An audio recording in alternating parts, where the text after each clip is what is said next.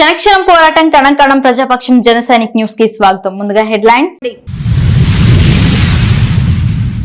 నా గెలుపు TDP Janasena BJP నాయకులకు కార్యకర్తలకు అంకితం. మదనపల్లిలో భూ కబ్జా గల తోలు తీస్తా. 7 వైకాపా వాళ్ళు అరాచకం సృష్టించారు. సెటిల్మెంట్ దందాల ఆటలు సాగనివ్వను. మదనపల్లి అభివృద్ధికి చిత్తశుద్ధితో కృషి చేస్తా. పదవి నాపై మరింత బాధ్యత పెంచింది. నూతన ఎమ్మెల్యే షాజహాన్ విస్పష్ట వెల్లడి. అన్నగా నా హృదయం ఉప్పొంగుతోంది. Game changer, man of the match అంటుంటే ఎంతో గర్వంగానూ ఉంది. గాయపడిన రాష్ట్రాన్ని గాడిన పెట్టండి. రాజకీయ దురంధరులు బాబు మోడీతో కలిసి నీ ప్రయాణం దిగ్విజయంగా సాగాలి. చంద్రబాబు పవన్కు చిరంజీవి శుభాకాంక్షలు. దేశ రాజకీయాల్లో లెజెండ్గా మారనున్న చంద్రబాబు మ్యాజిక్ ఫిగర్కు 33 అడుగుల దూరంలో బీజేపీ. ఎన్డీఏ కూటమిలో రెండో అతిపెద్ద పార్టీ టీడీపీ. చంద్రబాబు నితీష్ కుమార్ల చుట్టూ తీవ్ర చర్చ. తమ పయనం ఎన్డీఏతోనే అని బాబు విస్పష్ట వెల్లడి. ఇక డీటెయిల్స్ చూస్తే, మదనపల్లి ఎమ్మెల్యేగా నా గెలుపు టీడీపీ జనసేన బీజేపీ నాయకులకు కార్యకర్తలకు అంకితం. మదనపల్లిలో ఎవరైనా ఒక్క అడుగు భూ కబ్జా చేసినా తోలు తీస్తానని భూ కబ్జాదారులకు ఎమ్మెల్యే షాజహాన్ బాషా హెచ్చరించారు. ఇంతకు ముందు ఓ లెక్క, ఇప్పటి నుంచి మరో లెక్క అని భూ కబ్జాదారులకు పరోక్షంగా నూతన ఎమ్మెల్యే హెచ్చరికలు జారీ చేశారు. మదనపల్లెలో ఒక్క అడుగు కబ్జా చేసినా తోలు తీస్తానని ఎమ్మెల్యే షాజహాన్ బాషా తెలిపారు. బుధవారం ఆయన తన నివాసంలో మీడియాతో మాట్లాడుతూ నియోజకవర్గంలో వైసీపీ నేతలు భయానక పరిస్థితులను తీసుకొచ్చారని గుర్తు చేశారు. ఇకపై వారి ఆటలు సాగనివ్వం, ప్రజలే వారిని సాగనంపేశారని అన్నారు. నియోజకవర్గ అభివృద్ధికి ప్రణాళికాబద్ధంగా ముందుకెళ్తానని తేల్చి చెప్పారు. పట్టణంలో గంజాయి, భూదందాలు, అసాంఘిక కార్యకలాపాలపై ప్రత్యేక దృష్టి సారిస్తానని హామీ ఇచ్చారు. 3 రోజుల్లో అరికట్టేలా చర్యలు తీసుకుంటున్నామన్నారు. భూ కబ్జాలకు పాల్పడే వారిని ఎంతటి వారైనా వదిలిపెట్టనని హెచ్చరించారు. పార్టీలకు అతీతంగా తన దగ్గరికి వచ్చి న్యాయం కోరితే అండగా ఉంటానన్నారు. 7 మంది వైసీపీ నేతలు అరాచకాలు సృష్టించారు. ఇకపై అలాంటి సెటిల్మెంట్ నేతల ఆటలు సాగనివ్వను. ముఖ్యంగా గెలిపించిన ప్రతి ఒక్కరికి కృతజ్ఞతలను తెలిపారు. మర్యాదగా ఉంటే చాలా బాగుంటుంది. ఎవరికి కూడా వదిలే పరిస్థితి ఉండదు. ఇది ప్రజా పరిపాలన, అరాచక పరిపాలన కాదు, భూ కబ్జాల పరిపాలన కాదు, మదక ద్రవ్యాల పరిపాలన కాదు. ఇది స్వచ్ఛందంగా ప్రజా పరిపాలన. మొన్న నా దగ్గర కూరాకుల వీధిలో ఒక మహిళా అక్క వచ్చి, నేనేమొచ్చిందంటే ఒక 15-20 మంది వచ్చారు. వచ్చి ఏదన్నా ఆమె ఆశించి నా దగ్గర వచ్చిందంటే ఆ అమ్మ 2 చేతులు జోడించి, అన్న కొంతమంది పిల్లలు గంజాయి తాగేసి మోటార్ సైకిల్ మా వీధి 15 అడుగులు కూడా లేదు ఆ వీధిలో 40, 50, 60 స్పీడ్లో నడుపుతాడన్న వాళ్ళకి ఏమన్నా మాట్లాడితే మాకేమైనా చంపేస్తారేమో భయం అని వాళ్ళు కూడా ఏం మాట్లాడడం లేదన్నా అని. ఎంత భయం ఆందోళనలో ఈ మదనపల్లి ఉంది చెప్పండి. వ్యాపారస్తులు భయపడుతున్నారు, భూములు ఉండే వాళ్ళు భయపడుతున్నారు. ఎవరైనా వాళ్ళ ఇళ్ల పైన ఏదైనా కేసులు వేసేస్తే ఇంకా వీళ్ళు అక్కడ వచ్చి వైఎస్ఆర్సీపీ నాయకుల చేతికి వెళ్ళిపోయి వాళ్ళు ఎక్కడ ఓడిపోతే కోర్టులో కేసు ఓడిపోతే కూడా ఆ ప్రాపర్టీలు ఓడిపోయిన వాళ్ళ దగ్గర రిజిస్టర్ చేసుకుని అరాచకాలు చేస్తున్నారు. నేను చెప్తున్నా తమ్ముళ్ళు, బ్రదర్స్, ఇవన్నీ జరగవు. ఇంకా మీకు ఒక్కటే మాట చెప్తున్నా నేను, మీరు ప్రజాక్షేమం కోసం, ప్రజా విలువల కోసం, ప్రజల అవసరాల కోసం మీ దగ్గర ఏ ఒక్క ఇష్యూ ఉంటే గ్రివెన్స్ కింద ఉంటే తీసుకురండి, తప్పకుండా పరిష్కారం చేస్తాం. ఈ రోజు నుంచి మదనపల్లి కాన్స్టిట్యున్సీకి అభివృద్ధి దిశలో తీసుకుని వెళ్దాం, కబ్జాల దిశలో కాదు. దయచేసి అర్థం చేసుకోవాలని చెప్పి నాది ఒకటి. ఈరోజు నేను ఏ ఒక్క పార్టీకి ఏ ఒక్కరికి పాయింట్అవుట్ చేసి చెప్పలేదు. సేమ్ టైంలో ఆప్షన్ ఇచ్చినాను, అభివృద్ధికి కలిసి పనిచేస్తామని. సేమ్ టైంలో అరాచకం, భూ కబ్జాలు, మదక ద్రవ్యాలు, రౌడీయిజం మొన్న కూడా చాలా ఎక్కువ చేసినారు. బీకేపల్లిలో ఒక తిరుపతి రిపోర్టర్ ఒక ఆమె ఇల్లు కట్టుకుంటా అంటే ఆమె దగ్గర డబ్బులు కలెక్ట్ చేశారు. అవన్నీ ఎవిడెన్స్ నా దగ్గర ఉన్నాయి. దానిపైన ఇంకా కమిటీ వేస్తున్నా. దానిపైన వాడు ఎవడైనా కానీ వాడు అని కథ చూస్తాం. రైట్, నమస్తే. దేశ రాజకీయాల్లో లెజెండ్ గా మారనున్న చంద్రబాబు. అపారమైన అనుభవం కలిగిన టీడీపీ అధినేత చంద్రబాబు నాయుడు మరోమారు కేంద్రంలో కీలక పాత్ర పోషించనున్నారు. బీజేపీకి సింగిల్ గా మ్యాజిక్ మార్క్ స్థానాలు దక్కకపోవడంతో ఎన్డీఏలో ప్రధానమైన చంద్రబాబు, నితీష్ కుమార్ల రోల్ మరోసారి తీవ్ర చర్చనీయాంశంగా మారింది. సార్వత్రిక సమరంలో బీజేపీ గెలిచినప్పటికీ మెజారిటీ గతం కంటే తగ్గింది. 10 ఏళ్ల పాటు దేశాన్ని పరిపాలించిన బీజేపీ సింగిల్ గా ప్రభుత్వాన్ని ఏర్పాటు చేసే శక్తి లేకుండా పోయింది. ప్రభుత్వ ఏర్పాటు కోసం కూటమిలోని పార్టీలపై బీజేపీ ఆధారపడాల్సి వస్తుంది. ప్రభుత్వ ఏర్పాటులో చంద్రబాబు కీలక పాత్ర పోషించనున్నారు. ఎన్డీఏ కూటమిలో గతంలో మాదిరే బాబు కీలకంగా మారే అవకాశం ఉంది. దేశంలో అటు ఎన్డీఏ ఇటు ఇండియా బ్లాక్ గా రాజకీయ పార్టీలు అన్ని విడిపోయాయి.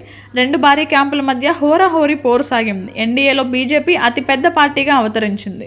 బీజేపీ తర్వాత తెలుగుదేశం మినహా మరే పార్టీకి అన్ని సీట్లలో విజయం సాధించలేదు. ఏపీలో ఎన్డీఏ 21 స్థానాల్లో గెలుపొందగా తెలుగుదేశం పార్టీ సింగిల్గా 16 సీట్లు సాధించుకుంది.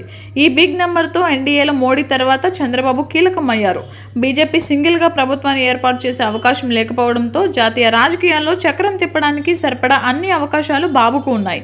ఎన్డీఏ కూటమికి టైట్ మార్జిన్ రావడంతో బాబు పాత్ర అత్యంత కీలకమైంది. ఇండియా కూటమిలోని మిత్రులను చంద్రబాబు ఈ వైపునకు తీసుకొని వచ్చినా ఆశ్చర్యపోనవసరం లేదని, తద్వారా రాష్ట్రానికి కావాల్సిన నిధులను కేంద్రం నుంచి తీసుకురాగల సమర్థుడేనని రాజకీయ విశ్లేషకులు తేల్చి చెబుతున్నారు. అన్నగా నా హృదయం ఉప్పొంగుతోంది. గాయపడిన రాష్ట్రాన్ని గాడిన పెట్టండి. చంద్రబాబు, పవన్ కు చిరంజీవి శుభాకాంక్షలు. ఆంధ్రప్రదేశ్ అసెంబ్లీ ఎన్నికల్లో జనసేన అధినేత పవన్ కళ్యాణ్ సాధించిన విజయంపై ప్రముఖ నటుడు చిరంజీవి సోషల్ మీడియా వేదికగా ఆనందం వ్యక్తం చేశారు. డియర్ కళ్యాణ్ బాబు, ఎక్కడ నెగ్గాలో ఎక్కడ తగ్గాలో తెలిసిన నిన్ను తగ్గావని ఎవరు అనుకున్నా అది ప్రజలని నెగ్గించడానికి అని నిరూపించావు.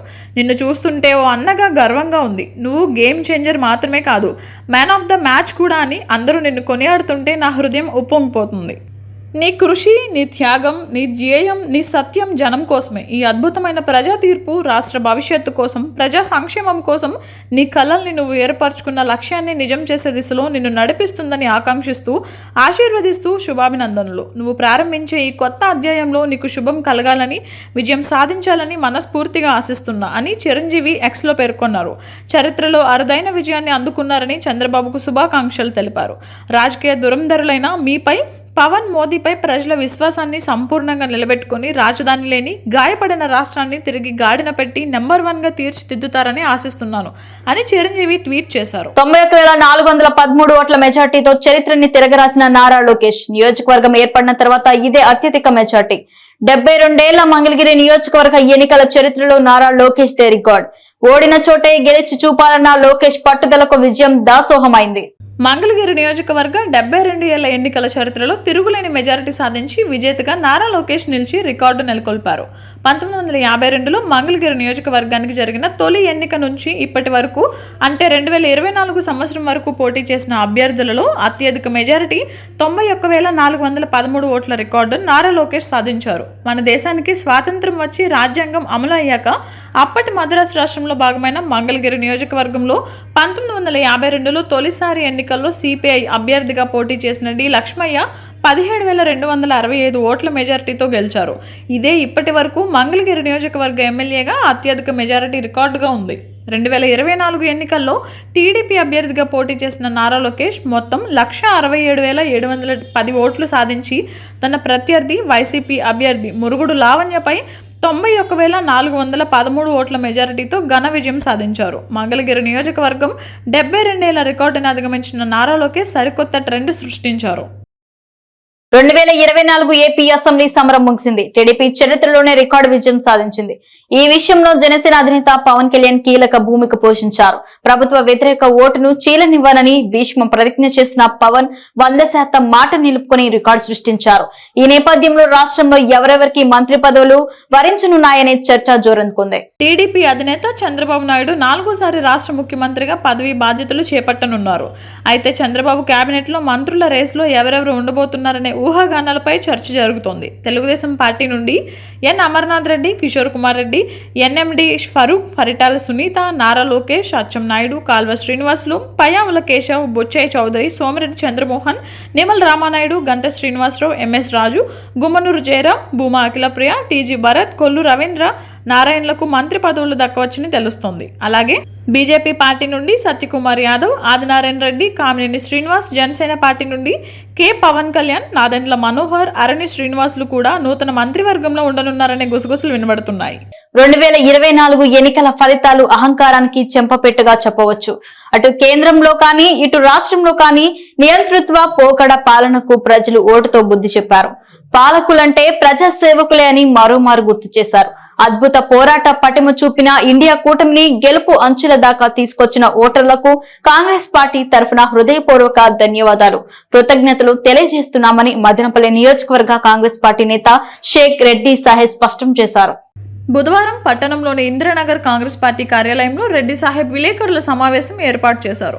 ఈ సందర్భంగా ఆయన కొత్తగా ఏర్పాటు కానున్న రాష్ట్ర ప్రభుత్వానికి మదనపల్లి ఎమ్మెల్యేగా ఎన్నికైన షాజహాన్ బాషాకు ప్రత్యేక అభినందనలు తెలిపారు. కేంద్రంలో అహంకార ధోరణితో వ్యవహరిస్తున్న మోడీ ప్రభుత్వానికి దేశ ప్రజలు గుణపాఠం చెప్పారన్నారు. అప్పుల ఆంధ్రాగా మార్చిన రాష్ట్రాన్ని గాడిన పెట్టే సమర్థత, మెజారిటీ రెండు టీడీపీ ప్రభుత్వానికి ఉన్నాయని రాష్ట్రాన్ని అభివృద్ధి వైపు తీసుకెళ్లాలని రెడ్డి సాహెబ్ ఆకాంక్షించారు. కేంద్రంలో రాహుల్ గాంధీ నాయకత్వంలో పార్టీ బలంగా పుంజుకుంటూ ఉండడం శుభ పరిణామమన్నారు. కూటమి దాదాపు 233 స్థానాలకు చేరుకొని బలమైన ప్రతిపక్షంగా అవతరించిందని ఆయన గుర్తు చేశారు. ఏపీసీసీ చీఫ్ వైఎస్ షర్మిల నాయకత్వంలోనూ ఆంధ్రప్రదేశ్లో కాంగ్రెస్ పార్టీ తన ఓటు శాతాన్ని గణనీయంగా పెంచుకుందని పేర్కొన్నారు. గత ఎన్నికల్లో అభ్యర్థులే లేని స్థాయి నుంచి నేడు 10ల సంఖ్యలో అభ్యర్థులు పోటీ పడడం కాంగ్రెస్ పార్టీ బలాన్ని సూచిస్తోందని తేల్చి చెప్పారు. షర్మిల నాయకత్వంలో పార్టీ బలోపేతానికి తీవ్రంగా కృషి చేస్తామని రెడ్డి సాహెబ్ కుండబద్దలు కొట్టారు. మదనపల్లె జిల్లా ఆకాంక్ష సాకారం కానుండడం సంతోషకరమని ఆయన చెప్పారు. చంద్రబాబు, లోకేష్ వివిధ సందర్భాల్లో మదనపల్లెను జిల్లా చేస్తామని చెప్పారని ఆయన గుర్తు చేశారు. మదనపల్లె ఎమ్మెల్యేగా గెలిచిన షాజహాన్ బాషా మంచి అనుభవజ్ఞులు అని, ఆయన సారథ్యంలో మదనపల్లె జిల్లా అభివృద్ధి జరిగి తీరుతుందని ఆయన ఆశాభావం వ్యక్తం చేశారు.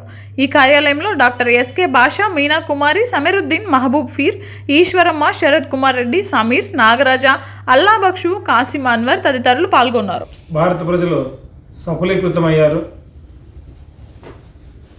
కాకపోతే రాబోయే ఎన్నికల్లో అయినా భారతదేశానికి దశాదిశగా కాంగ్రెస్ పార్టీ సేవలు అందిస్తూనే ఆశాభావం వ్యక్తం చేస్తున్నాను. అదేవిధంగా ఆంధ్రప్రదేశ్లో షర్మిలమ్మ ఆధ్వర్యంలో కాంగ్రెస్ పార్టీ 2019 కంటే చాలా బాగా పుంజుకున్నది. ఓటు శాతం కూడా 1% నుంచి ఇప్పుడు బాగా ఎక్కువైంది. ఒకప్పుడు క్యాండిడేట్లే లేని 2019లో క్యాండిడేట్లే లేని కాంగ్రెస్ పార్టీ 2024లో ఎంపీలు, ఎమ్మెల్యేలు కలిసి 200 స్థానాలు ఉంటే దాదాపు 1500 పైచీలకు అప్లికేషన్లు వేసుకొని పోటాపోటీ మీద అభ్యర్థులు ఎగబడిన పరిస్థితులు ఆంధ్రప్రదేశ్లో ఉన్నాయి. కాబట్టి ఆంధ్రప్రదేశ్లో కూడా కాంగ్రెస్ పార్టీ పుంజుకున్నది, కానీ గెలుపుకు దగ్గర రాలేకన్నా ఉండం. అయినా షర్మిలమ్మ సారథ్యంలో తర్వాతి కాలంలో ప్రతి విషయంలోనూ కాంగ్రెస్ పార్టీని ముందుకు తీసుకెళ్ళడానికి మేము షర్మిలమ్మకు మద్దతు ఇచ్చుకుంటూ షర్మిలమ్మతో కలిసి పోరాటంలో భాగం పంచుకుంటామని చెప్పి కాంగ్రెస్ పార్టీ తరపున నేను తెలియజేస్తున్నాను. అదేవిధంగా ఆంధ్రప్రదేశ్లో పరిపాలనలోకి వచ్చిన తెలుగుదేశం పార్టీకి, నారా చంద్రబాబు నాయుడు గారికి ధన్యవాదాలు తెలియజేస్తున్నాను. మదనపల్లిలో తెలుగుదేశం అభ్యర్థిగా షాజహాన్ బాషా గారికి కూడా ధన్యవాదాలు తెలియజేసుకుంటున్నాను. తెలుగుదేశం పార్టీ అధికారంలోకి వచ్చిన వెంటనే మదనపల్లిని జిల్లా చేస్తామని చెప్పి పలు సందర్భాల్లో బెంగళూరు బస్టాండ్లో చంద్రబాబు నాయుడు గారు కానీ, నారా లోకేష్ గారు పాదయాత్రలు కానీ చాలా సందర్భాల్లో వాగ్దానం చేశారు. అందులో భాగంగా వీళ్ళంత తొందరగా మదనపల్లిని జిల్లా చేస్తే కాంగ్రెస్ పార్టీ తరఫున మేము కూడా మా సంపూర్ణ మద్దతును మదనపల్లి ఎమ్మెల్యే షాజహాన్ బాషాకు అభినందనల వెల్లువెత్తుతున్నాయి. నియోజకవర్గాల నలుమూల నుండి పెద్ద సంఖ్యలో తరలివచ్చిన నాయకులు, అభిమానులు, కార్యకర్తలు, బంధుమిత్రులు, శ్రేయోభిలాషులు, అధికారులు నూతన ఎమ్మెల్యేగా గెలుపొందిన షాజహాన్ కు పుష్పగుచ్చాలు, పూల హారాలు, శాలువాలు, స్వీట్లతో అభినందనలు, శుభాకాంక్షలు తెలియజేశారు. మదనపల్లి ఎమ్మెల్యేగా దిగ్విజయం సాధించిన షాజహాన్ బాషాకు బుధవారం మదనపల్లిలోని ఆయన నివాసంలో నియోజకవర్గం నలుమూలల నుండి భారీ సంఖ్యలో తరలివచ్చిన అభిమానులు, తెలుగుదేశం, జనసేన, బీజేపీ పార్టీల కార్యకర్తలు, నేతలు పెద్ద సంఖ్యలో తరలివచ్చి పూల బొకేలు, శాలువాలతో సత్కరించి షాజహాన్ బాషాను అభినందించారు. ఉదయం 6 గంటల నుండి సాయంత్రం వరకు నియోజకవర్గ నలుమూలల నుండి పెద్ద సంఖ్యలో తరలివచ్చిన పార్టీ శ్రేణులు తమ అభిమానం నాయకుడిని కలిసి అభినందించారు. ఈ కార్యక్రమంలో Raghupathi Naidu, Shamheer, Nagurvalli, JCB Eshwar Naidu, Madhu, Balamanisekhar, Nadendla Sivaprasad, Manjunath, Nagamani, Baluswamy, bank Ramana, Poolakuntla Hari, Balu, police, anganwadi MEPMA సిబ్బంది పాల్గొన్నారు. ఎన్నికల ఫలితాలు ప్రజల విచక్షణకు స్ఫూర్తిదాయకం. దేశంలో ఏ రాజకీయ పార్టీ సాధించిన విజయం ఇది. అధికార పార్టీకి ప్రతిపక్ష హోదా సైతం దక్కలేదు. పవన్ కళ్యాణ్ ఇచ్చిన మద్దతు, గెలుపు చరిత్రలో నిలిచిపోతోంది. టీడీపీ రాజంపేట పార్లమెంట్ అధికార ప్రతినిధి ఆర్జే వెంకటేష్. సంక్షేమం పేరుతో సంక్షోభం సృష్టించిన జగన్మోహన్ రెడ్డి పాలనకు ప్రజలు ఇచ్చిన తీర్పు విచక్షణ, సంస్కారానికి దర్పణం పడుతుందని టీడీపీ రాజంపేట పార్లమెంట్ అధికార ప్రతినిధి ఆర్జే వెంకటేష్ పేర్కొన్నారు. బుధవారం తన కార్యాలయంలో ఏర్పాటు చేసిన విలేకరుల సమావేశంలో రామసముద్రం మండల పార్టీ అధ్యక్షులు విజయ్ కుమార్ గౌడ్, రాజంపేట పార్లమెంట్ మహిళా ప్రధాన కార్యదర్శి విజయమ్మ, మైనారిటీ సెల్ కార్యదర్శి అన్వర్ బాషా పాల్గొన్నారు. ఈ సందర్భంగా ఆర్జే వెంకటేష్ మాట్లాడుతూ దేశంలో ఏ రాజకీయ పార్టీ సాధించిన విజయం టీడీపీ, జనసేన, బీజేపీ కూటమి సాధించిందని, ఇది ప్రజల విచక్షణతోనే సాధ్యమైందన్నారు. అధికార పార్టీకి ప్రతిపక్ష హోదా కూడా దక్కని పరిస్థితి రావడం జరిగిందన్నారు. సంక్షేమం పేరుతో అభివృద్ధి విస్మరించి సంక్షోభం సృష్టించిన సీఎంగా జగన్మోహన్ రెడ్డికి ఇది తీరని పరాభవమన్నారు.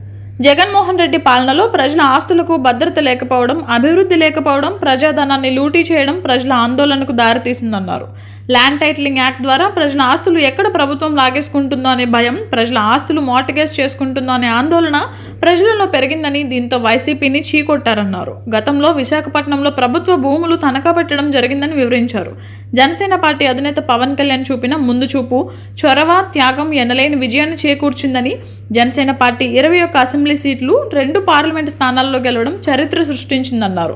కేంద్రంతో సఖ్యత, అవసరం దృష్ట్యా అభివృద్ధి, సంక్షేమ పథకాల అమలుకు ఎంతో అవకాశం ఉందని, ఇచ్చిన ప్రతి హామీ నెరవేర్చడానికి నూతన ప్రభుత్వం కృషి చేస్తుందన్నారు. మార్టిగేజ్ చేసుకుని రుణాన్ని పొందే ఆలోచన చేసినటువంటి ఈ దుర్మార్గపు ప్రభుత్వ ఆలోచనను ప్రజలు తిప్పికొట్టారు.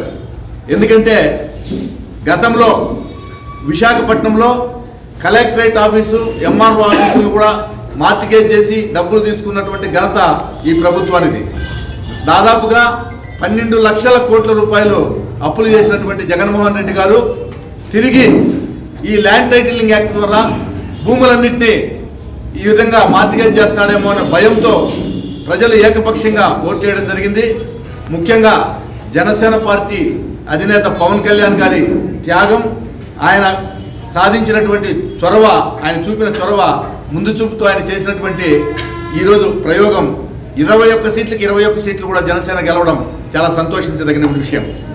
భవిష్యత్తులో కేంద్రంలో సఖ్యతగా ఉంటుంది కాబట్టి, మన అవసరం కేంద్ర ప్రభుత్వానికి ఉంది కాబట్టి అభివృద్ధితో పాటు సంక్షేమం కూడా చేయడం జరుగుతుందని చెప్పి ఈ సందర్భంగా తెలియజేస్తూ, బ్రహ్మాండమైన మెజారిటీ ఇచ్చినటువంటి ప్రజలందరికీ, కష్టకాలంలో కష్టపడిన తెలుగుదేశం పార్టీ కార్యకర్తలందరికీ మరోసారి పేరు పేరున కృతజ్ఞత తెలియజేస్తున్నాం. ఈ విజయాన్ని తెలుగుదేశం పార్టీ కార్యకర్తలకు, ప్రజలకు అంకితం చేస్తున్నాం. అందరికీ మరోసారి కృతజ్ఞతలు తెలియజేస్తున్నాం. క్షణక్షణం పోరాటం, కణకణం ప్రజాపక్షం. జన సైనిక్ న్యూస్ ఇంతటితో సమాప్తం. తిరిగి రేపటి బులెటిన్ లో మళ్ళీ కలుసుకుందాం. అంతవరకు సెలవు, నమస్కారం.